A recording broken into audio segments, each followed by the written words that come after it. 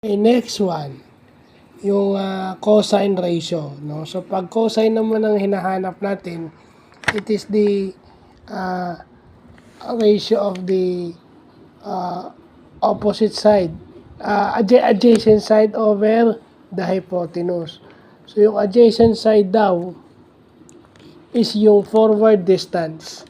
Pag sa robot sa position sensing o yung sa position ng robot, pag dinedetermine yung position ng robot, ang tawag doon position sensing. Sa position sensing, pag ang adjacent side is forward distance at yung hypotenuse is total distance. Okay? So yung forward distance, ang ibig sabihin nun, ang forward distance is yung distansya between a robot and an object. Okay? Yun. And then yung total distance, yung overall, yung total nung distance na na-travel ng isang robotic component. Diba? So, yun lang yun, ano?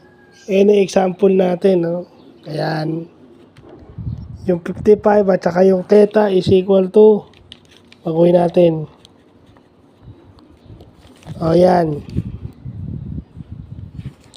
Tapos, yung sa likod. Okay? So, bumalik lang tayo kung makikita nyo. Yan. Yan lang siya. So, yun lang pa.